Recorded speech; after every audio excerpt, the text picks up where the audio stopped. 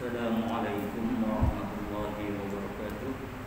A'udzubillahi minasyaitonir rajim. Bismillahirrahmanirrahim.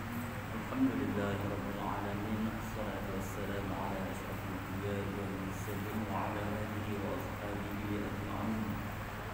Subhanaka la 'ilma lana illa ma 'allamtana innaka antal 'alimul hakim.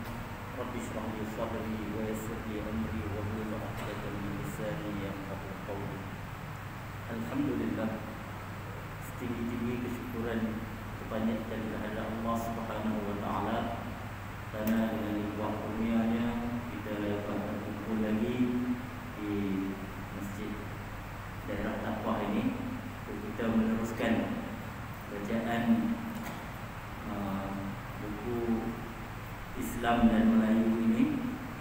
Alhamdulillah, pada pertemuan yang pertama kita berkenalan sedikit sebanyak dengan penulisnya, almarhum Datuk Dr. Siti Fadil, yang saya dah sebut beberapa perkara mengenai beliau pada pertemuan yang lepas, dan malam ini kita terus menumpukan kepada karya yang kita pilih ini, yang mana pada pertemuan yang lepas kita ada masuk sikit mukadimahnya.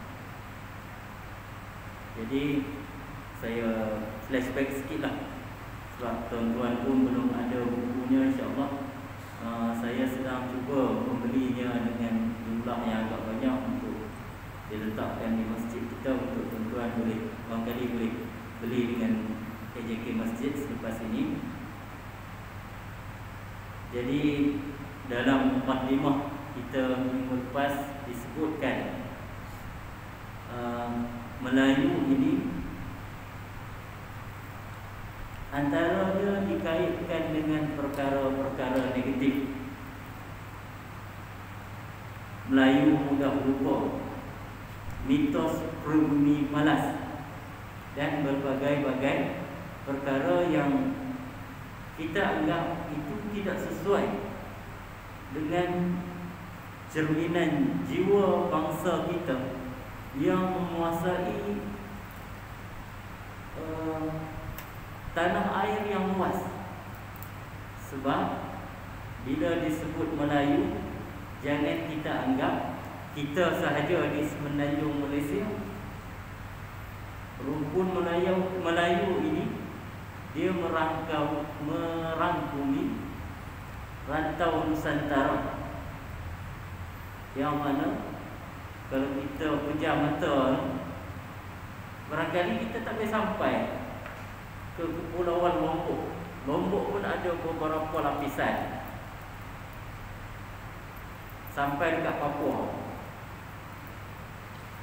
Kalau di sebelah sana Indonesia juga, namanya pun Ujung Pandang, Sulawesi. Kalau di sebelah atas sana sempadan Thailand,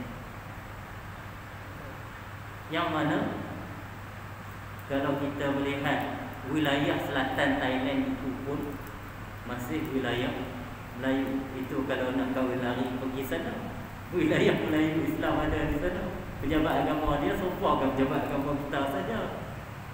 Kalau pergi imam bawah pokok memang tak sah, nikah lari itu tak sah, nikah sempadan itu tak sah. Kalau nak pergi sah, tanya saya. Saya memang dulu nak jadi hakim syar'i itulah, tapi akhirnya mengajar.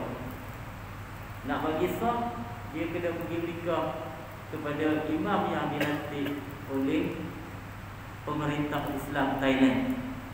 Itu kita panggil wali raja, kan, yang dilantik oleh raja, bukan dilantik oleh kita. Jadi kalau nak bagi sah ada cara dia. Jadi sampailah ke rantau Kemboja. Jadi mustahillah satu bangsa yang menguasai tanah dan air yang begitu luas. Tanah maksudnya tanah daratan, air termasuk lautan, dari pentas Sunda sampai ke Laut Cina Selatan, dikaitkan dengan mitos-mitos yang berbentuk negatif. Jadi kita ni apa sebenarnya kalau semua dikaitkan dengan begitu dan begini? Dan yang paling malang sekali disebutkan oleh penulis ini, rujukan mengenai kaum kita ini dirujuk pula kepada penulis-penulis zaman kolonial. Maksudnya penulis-penulis itu adalah penjajah kita.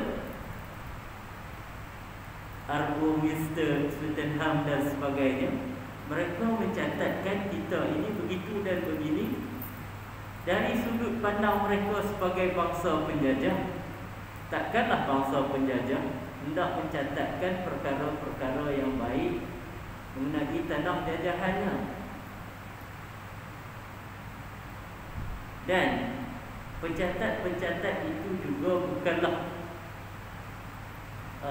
kalau kita nak kata sekarang ahli akademik lah, yang mempunyai disiplin-disiplin penulisan tertentu. Sebaliknya mereka adalah pegawai-pegawai tadbir British. Itu yang disebut oleh penulis, yang memperlihatkan banyak kelemahan metodologi atau kaedah-kaedah penulisan. Dan syarat pula dengan prasangka negatif. Prasangka, bahasa kita sebut prasangka, bahasa Arab dia kata syakka, syak. Kita kata syak wasangka kan, syak. Bahasa Arab dia sebut syak. Kalau kita sebut, kalau dalam ilmu akidah ni, kalau syak tak boleh pakai langsung. Kita kena yakin kan Tuhan itu satu kan. Kalau duk syak saja Tuhan itu satu ke banyak ke, tak pakai Islam kita. Itu kata prasangka, syak wasangka ini memenuhi catatan-catatan tentang bangsa di tanah Melayu. Dan apa yang paling mendukacitakan, satu babak penting dalam persejarahan bangsa ini ditenggelamkan, satu proses pengislaman. Proses pengislaman orang-orang Melayu pada zaman abad ke-12. Ya, kita belajar sejarah dulu, rantau ini rantau Hindu-Buddha. Tapi babak selama 200-300 tahun itu dihilangkan. Terus dia sambung dengan babak penjajahan. Orang putih datang membawa kemajuan ke daerah-daerah ini. Tak kiralah Inggeris atau Belanda atau Perancis di Indochina. Maknanya kuasa-kuasa barat datang membawa kemajuan. Sedangkan proses Islamisasi itu berlaku secara besar-besaran. Besar-besaran macam mana? Dia merubah watak bangsa kita. Dia merubah bahasa kita sekalipun. Dia memberi kita tulisan.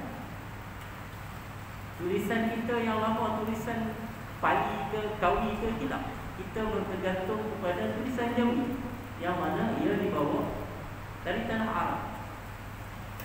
Dan bahasa Melayu ini diislamkan dengan memasukkan perkataan-perkataan Arab yang cukup banyak. Bahkan saya tanya profesor-profesor bahasa ni, kalau kita mencabut keluar semula perkataan-perkataan Arab dari bahasa Melayu, kita hampir-hampir tak boleh nak cakap dah bahasa kita. Terutama dalam bab ilmu pengetahuan. Adat isti'adah Arab, ilmu Arab, alamat Arab. Kalau cabut nak balik rumah kita pun tak boleh. Alamat tak ada. Alamat tak ada, perkataan alamat dihilangkan. Nak hantar surat pun tak boleh. Jadi begitu proses Islamisasi yang begitu penting dalam babak sejarah rantau ini dihilangkan. Jadi catatan itu sangat-sangat mencurigakan. Tetapi sebaliknya mereka mencatatkan perkara-perkara eksotik tentang kita, perkara-perkara yang kita nak kata apa, adat raja bersiram. Penting sangat kan raja mandi tak mandi. Dia perkara-perkara eksotik dia catat. Adat menjejak tanah, dia ambil adat-adat yang ada nilai-nilai eksotik dan nilai-nilai dicampur dengan mitos-mitos. Dia menulislah tentang perkara pelik dan ganjil. Dia tulis juga. Senang nak buat cerita barangkali kan. Tengok drama-drama kan. Kalau buat pelik-pelik dan ganjil-ganjil, banyaklah orang tengok. Kalau buat yang serius-serius, barangkali orang tak tengok, tak boleh jual. Jadi catatan itu ada cacat celanya yang begitu banyak. Jadi watak dan jati diri Melayu telah terbentuk sebenarnya melalui proses yang cukup banyak, tahap demi tahap. Yang paling menentukan proses Islamisasi bangsa ini, yang paling kita dapat tentukan ialah dia telah merubah kita luar dan dalam. Nak cari orang nama Komeng tak ada orang lagi. Abdul Latif banyak, Abdul Rahman banyak. Apa ni? Tambah-tambah budak-budak lagi nama hitam, putih ada lagi. Cip putih tak ada lah. Tu kata dia bagi perubahan luaran dan dalaman. Walaupun sekadar kata nama bagi kita kan. Perempuan tak ada salah nak nama Melati ke Kenanga ke apa ke nama bunga-bunga, tapi kita pun tak pakai. Kita selesa pakai nama-nama Islam, nama-nama syurga, nama-nama Tuhan, nama-nama Allah Subhanahu Wa Taala. Kita letakkan Abdul kat depan, semua jadi kan. Jadi kita berubah dari segi pandangan alam. Kita memandang alam ini bagaimana. Kita membuang unsur-unsur mistik daripada pemikiran kita. Jin, lagi jembalang, polong. Kebetulan Melayu ni pula banyak hantu. Cuba dengar nama hantu orang putih, bukan berapa banyak. Hantu banyak. Kalau bahasa Melayu, jin, polong, jembalan, kuntilanak, pelesik, hantu raya, macam-macam jenis hantu. Hantu dalam air, hantu air. Dulu-dulu masa saya sekolah menengah ada hantu kum-kum, dia kata hantu kum-kum. Dia berjalan malam-malam, ketuk rumah orang, bagi salam, Assalamualaikum, minta susu, gitu kan cerita dia. Itu tahun 80-an, pertengahan 80-an, penghujung gitu lah. Hantu kum-kum ada. Macam-macam hantu kita bagi nama. Penanggal, persik, semua ada. Tapi kita buang,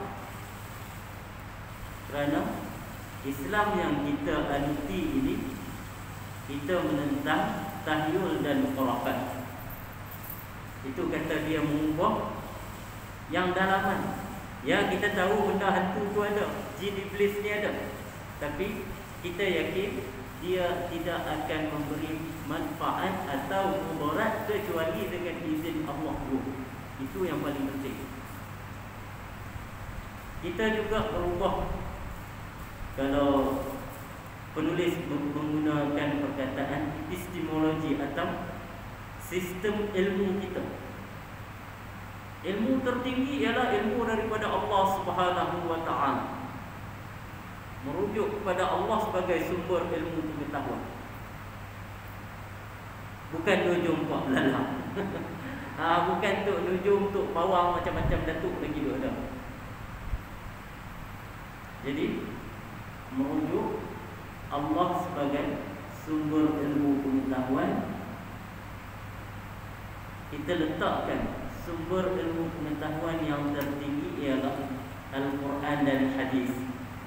Kemudian adalah sistem-sistem ilmu yang kita letakkan hierarki atau tahap-tahap yang penting kepada yang kurang penting. Yang penting sekali bagi orang Islam ini ilmu akidah. Sampai dalam banyak-banyak buku, kalau buku akidah dia kata awwaluddin ma'rifatullah kan. Kita belajar akidah. Kita belajar siapa Tuhan kita. Kita belajar siapa Nabi kita. Kita belajar perkara-perkara gaib. Malaikat itu siapa? Jin itu bagaimana? Jadi perkara-perkara ghaibiyat yang kita belajar dalam akidah itu memang kita tak akan nampak sekarang, tapi kita yakin tak? Yakin. Itu kata ilmu akidah tu ilmu tertinggi. Kalau tak yakin tak jadi, kena yakin.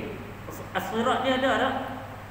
As-sirat tu dikatakan seolah-olah sebuah sebatang jambatan yang terbentang di atas neraka. Kita akan laluinya di akhirat. Kita yakin tak ni? Mestilah yakin kan? Walaupun kita tak nampaklah jambatan tu tersilang kat situ, tapi namanya sirat. Namanya al-mizan. Apa? Timbangan. Kita yakin tak kita akan ditimbang amalan buruk dan amalan baik kita? Ya, yakin.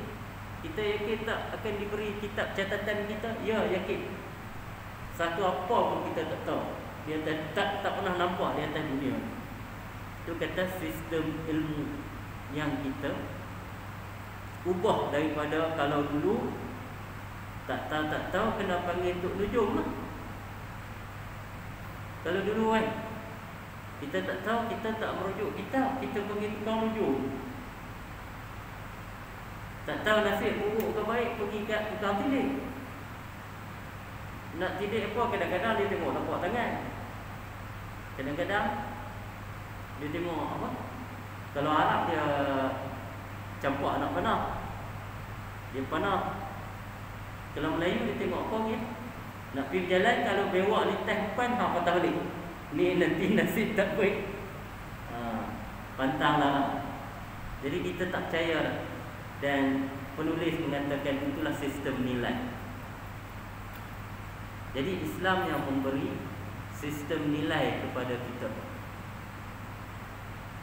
Kita tahu nilai harta tu nak letak di mana, nilai akidah nak letak di mana, nilai syariat kita nak letak di mana.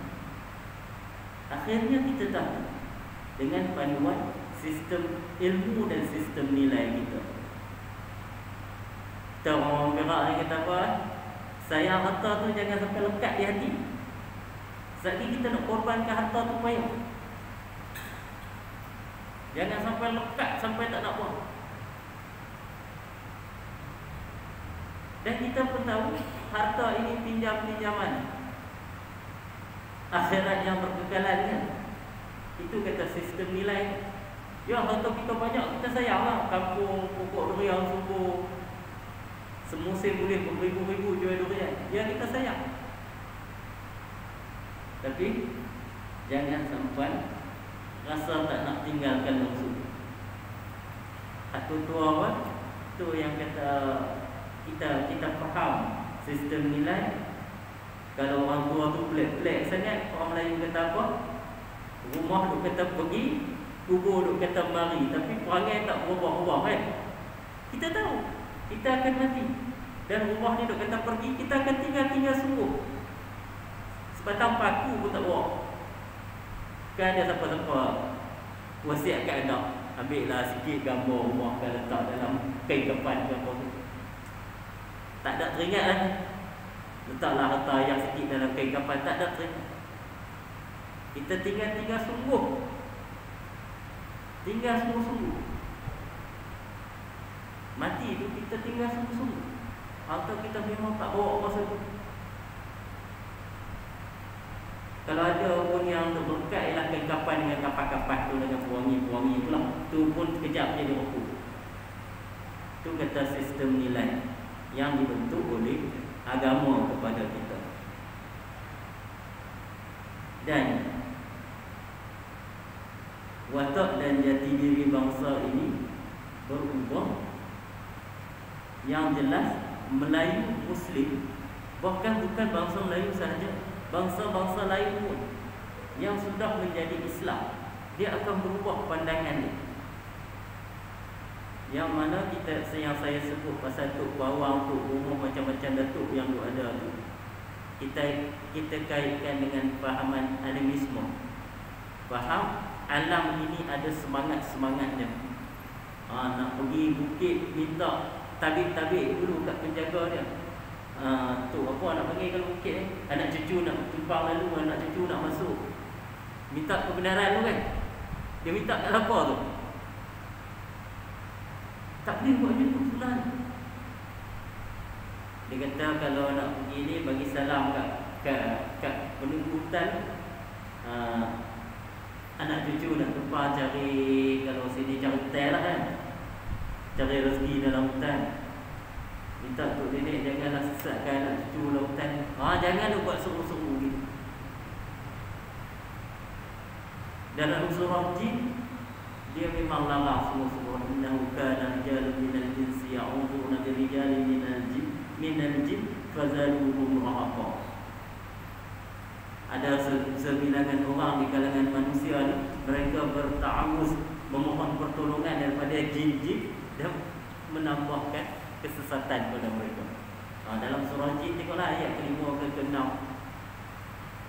Memang ada larangan kita memohon perlindungan daripada yang kita tak tahu.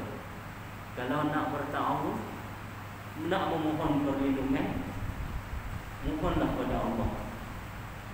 Ada hadis yang fa idza sa'alta fas'alillah fa idza ista'anta fasta'in billah.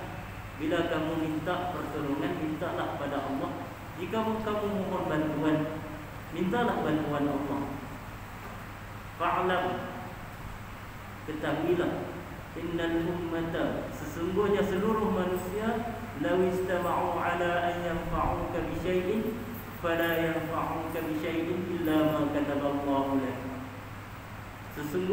Ketahuilah sesungguhnya jika seluruh manusia berhimpun untuk memberikan kemanfaatan kepadamu, mereka tidak akan dapat memberi manfaat kepadamu kecuali apa yang Allah catatkan untukmu. Saya terjemah secara literal je lah. Tengok terjemahannya dalam buku. Nak memberi manfaat, berkumpul semua manusia nak beri manfaat pada kita, mereka tak akan mampu. Law istama'u ala an yadurruka bi syai'in, dan jika mereka berkumpul untuk memberi mudarat kepadamu, fala yadurruka illa ma kataballahu lak, tidak akan memberi mudarat kepadamu kecuali apa yang Allah catatkan untukmu. Dia kata hadis tu ditutup dengan rufi'atul aqlam. Pena menulis takdir itu telah diangkat. Wajifatus suhuf, dan dakwanya telah kering. Maknanya apa yang kena pada kita, apa yang kita dapat ni, memang Allah dah takdir, dah tulis sejak azali. Yang tu pun kita dah faham kan. Itulah kita yang sudah diislamkan ini. Kita keluar dari fahaman era animisme dan era feudalism Melayu Hindu yang kata raja itu adalah wakil Allah di muka bumi. Itu konsep raja-raja Hindu, yang mana raja ni umpama Tuhan. Jadi rakyat biasa ini dia ada penafian hak kemanusiaan. Maknanya kalau mereka hanya dilayani sebagai makhluk kerdil lah pada waktu itu, yang tidak berhak untuk punya sebarang hak. Penulis catatkan begitu. Maknanya apa yang dia dapat itu adalah ihsan kurniaan pihak atasan. Tetapi bila mereka ditimpa kesusahan, itu atas kesialan diri mereka sendiri. Kalau tuah tu sebab pemimpin, kalau malang tu sebab kita sendiri yang ada kesialan. Jadi itu cara pemikiran dahulu kala. Maknanya kita terlalu bergantung kepada raja, kepada pemimpin, dan sehinggalah di tengah-tengah pemikiran cara itu datangnya Islam, hadir membawa harapan kepada kita sebagai rahmat sekalian alam.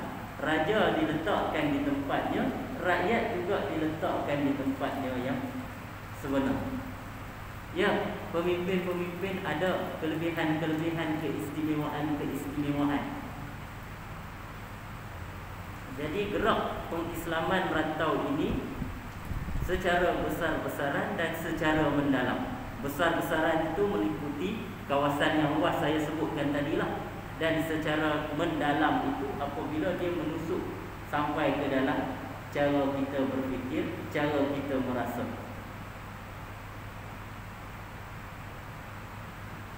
Jadi Islam mengajar apa kepada kita? Kita melihat sesuatu dalam pandangan tauhid. Kita lihat yang tadi takdir tu, siapa takdir? Allah. Ya, dia kena musibah, siapa yang datangkan musibah? Allah. Oh, dia dapat keuntungan, siapa yang bagi rezeki? Allah. Kita dah faham begitu. Semua umat Islam faham begitu. Cuma yang buat maksiat pun dia faham juga. Cuma dia mungkin bersikap jahat, bukannya sebab dia tak faham. Dan Melayu itu mula menitik beratkan maruahnya sendiri. Semua kita ada maruah masing-masing. Kita miskin, ya kita miskin harta. Tapi maruah kita jangan miskin. Jiwa kita jangan miskin. Kita miskin harta, ya saya tahu saya pernah hidup susah. Memanglah orang selalu mengejek kita juga. Memang menjadikan kita ni, jiwa kita rasa sedikit sempit. Dan yang duk mengejek-ejek kita pun kadang-kadang kawan lain sedang mahu kita juga. Demo yang senang sikit. Jangan. Tu saya selalu sebut, kalau yang muda-muda lagi saya sebut, kerja nanti, kerja rajin-rajin, simpan harta sikit. Nanti kalau kamu susah sangat, orang pandang-pandang sangat. Jadi susah bukan pilihan zaman sekarang. Jangan duk belagak zuhud. Saya sebut gitulah budak-budak kan. Dia zuhud tu bukan kamu tak memiliki apa-apa.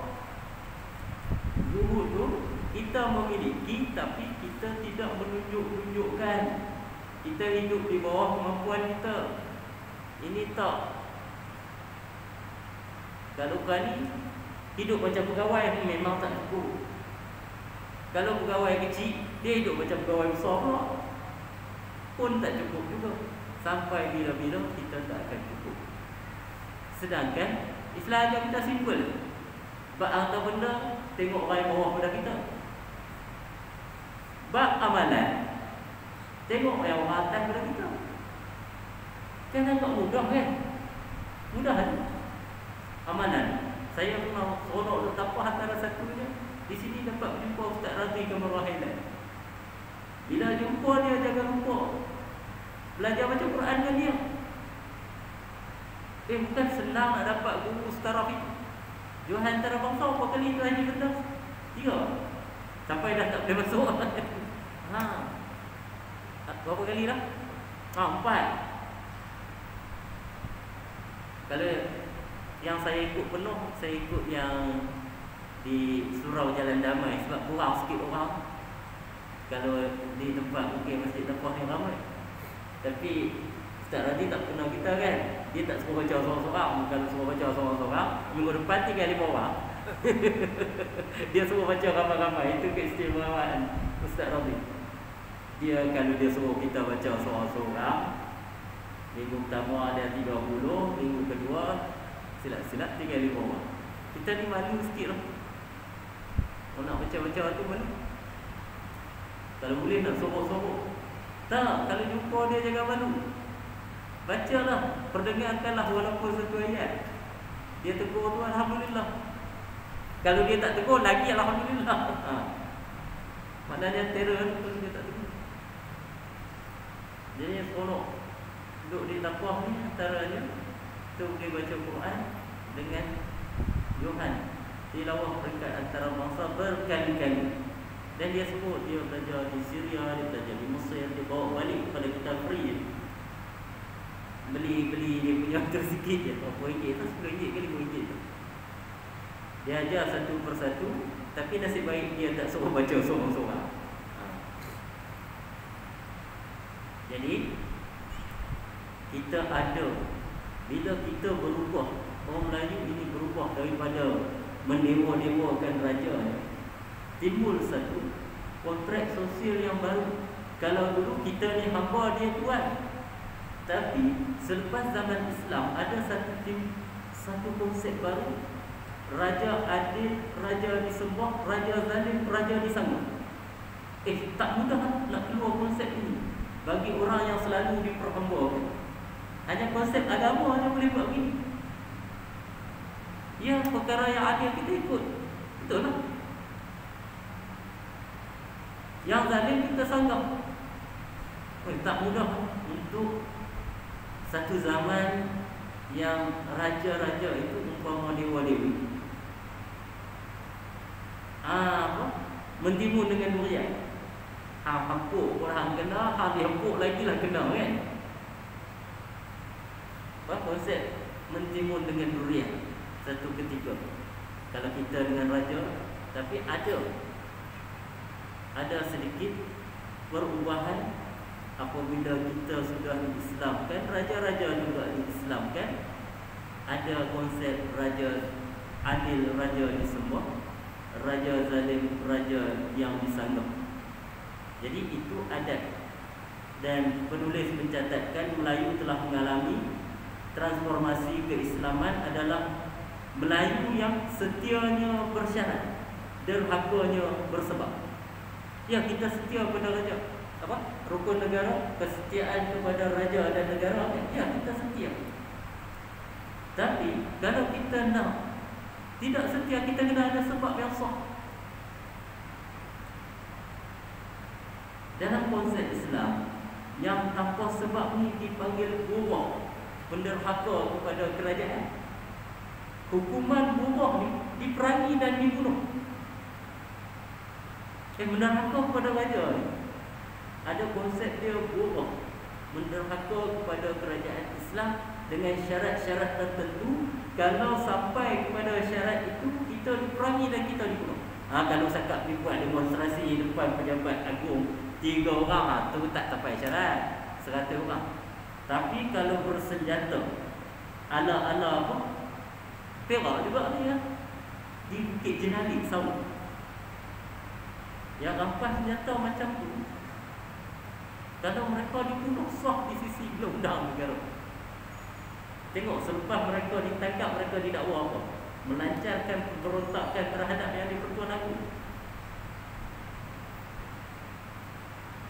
Muhammad Amin Ghazali nama pemimpin nombor 1 dia. Dia pun tu. Tak silap saya 2 orang pemimpin utama dia. Seorang ni nama Zahid Muslim, saya ingat. Muhammad Amin Ghazali dengan Zahid Muslim, tak silap saya dia pun mati 2 orang atas peranan utama mereka. Jangan mana Islam memang tak bagi kita derhaka raja tanpa sebab yang sah. Mereka dituduh melancarkan pemberontakan terhadap yang di-Pertuan Agong. Yang lain-lain tu kena 8 tahun, ada 12, ada saya tak ingat 8 orang, 18 orang tu semua. Yang kena 8, 12, 10 ni ada. Tapi yang 2 yang utama tu Zahid Muslim mati juga. Saya rasa mati juga. Tapi yang pasti yang nombor 1 dia pun mati. Jadi cerita tu dia bawa langsung ke buku. Jadi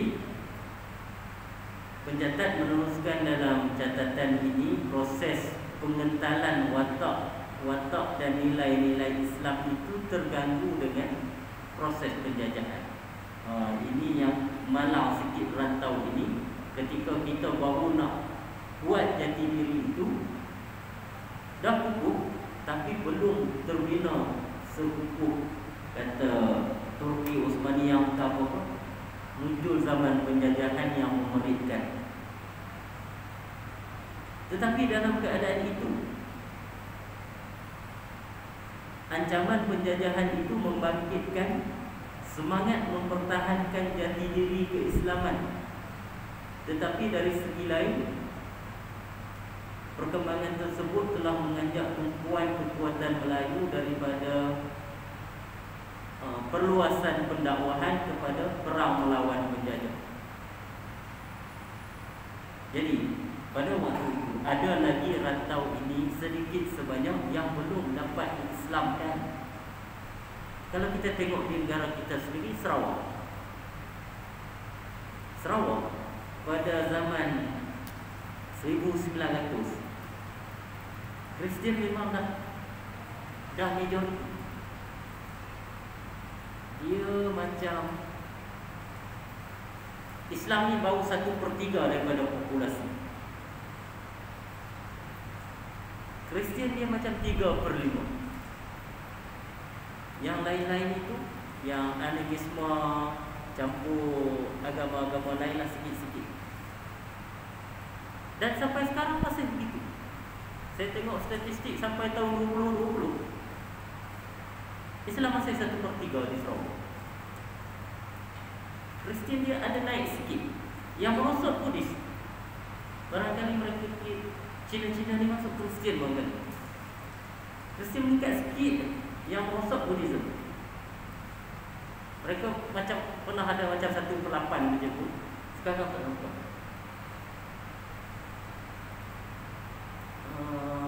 Yang etis ni pun juga merosot, yang tanpa agama, yang tak ada agama. Dan kalau kita tengok suasana Sarawak itu, yang Dayak ini majoriti bukan Islam, bukan Sarawak sahaja, keseluruhan Borneo. Dayak yang Islam sedikit, sangat sedikit. Tak kira Dayak Laut atau Dayak Bukit. Siapa-siapa sahabat-sahabat yang pernah bertugas di Sarawak tu faham kan? Saya ni pengalaman berkawan dengan orang Sarawak kan. Sabah pergi, Sarawak tak pergi. Sebab apa kan? Tak ada kerja pun pergi. Pergi pun sebab kerja kan. Jadi kalau Malaysia kita ambil contoh Kepulauan Borneo lah, yang belum sempat kita Islamkan sepenuhnya. Tetapi di Borneo, kalau Banjar pula, dia Islam sepenuhnya. Orang Melayu Banjar, Banjar 100% Islam. Ada keturunan Banjar sini? Siapa Banjar? Ada? Banjar seluruhnya Muslim. Tapi kalau Madura tak. Kalau Madura Kristian 60, Muslim 40. Madura. Manado ni Madura kan? Manado dulu ada seorang artis Mariam Manado yang popular. Itu kan zaman saya tak tahu. Saya zaman Jin Samsudin tahu, Bukit Kepuh. Jadi penjajahan ini, kita sibuk melawan penjajah, maka proses pendakwahan itu menjadi perlahan.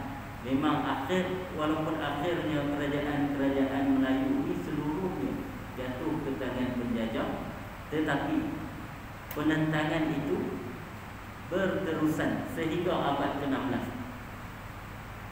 Timbul pemberontakan di Pahang, di Selangor, di mana-mana. Maknanya walaupun kerajaan pusat pada masa itu dikuasai oleh penjajah, penentangan demi penentangan terus berlaku.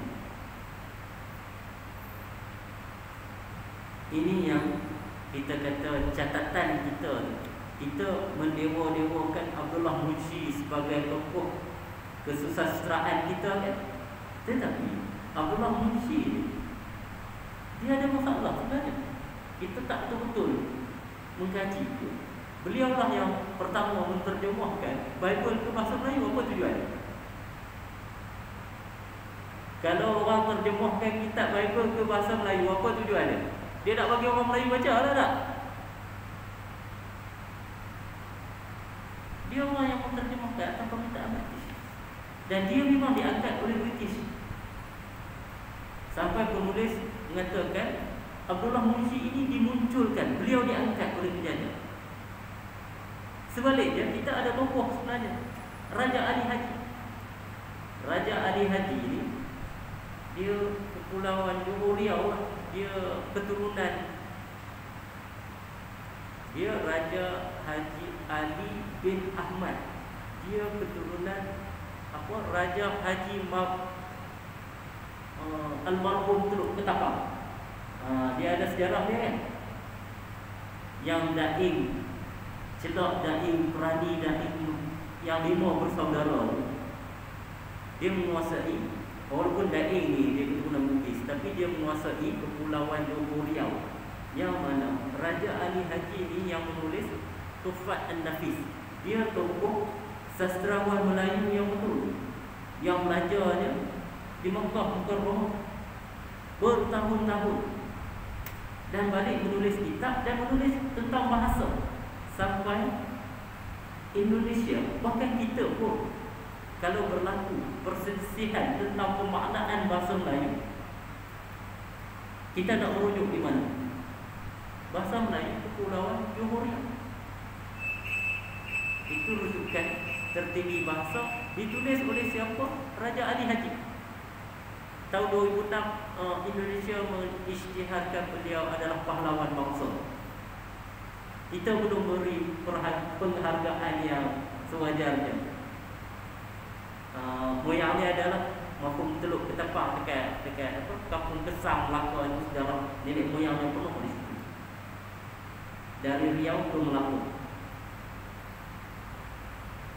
Itu masa saya Husin menggagaskan penulisan semula sejarah bangsa kita. Dia sambutan dia tak berapa menggalakkan, saya tak tahu kenapa. Yang ni patut diangkat. Mengapa kita sambut Nuh dari bumi Sulawesi yang jauh datang syahid di Teluk Ketapang? Sebab nak melawan penjajah, bukan nak jadi buli penjajah.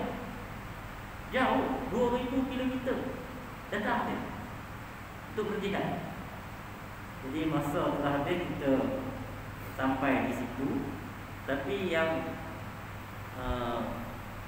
saya sebut tentang jati diri kita, kita jangan lupa ini. Ada juga anak-anak tempatan ini yang tersilau dengan budaya penjajah ni, yang tiba-tiba nak jadi orang putih ni. Kenapa? Yang mengagumi orang putih ni memang ada. Yang mengagumi budaya barat ini memang ada. Tak kira di Indonesia, tak kira di negara kita, memang ada. Yang akhirnya mereka sebenarnya tidak juga ke mana-mana. Jadi sekerak Melayu, sekerak orang putih. Naik, kalau dulu kan pakai topi Inggeris yang bulat tu, naik basikal tu, siap macam manu ladang tu. Dia pakai gaya-gaya kolonial. Kita ada tempat kita tu, apa tu, gaya apa? Bangunan Keris Castle kan? Tu zaman kolonial. Pakaiannya begitu begini. Tapi akhirnya mereka juga tak mana-mana. Jadi sekerak Melayu, sekerak orang putih. Tak jadi. Sebenarnya tidak mencapai apa-apa. Jadi saya berhenti di situ. Saya ucapkan terima kasih atas perhatian tuan-tuan. Kita akan sambung lagi pembinaan etik bangsa kita ini. Wallahu a'lam bishawab. Assalamualaikum warahmatullahi wabarakatuh.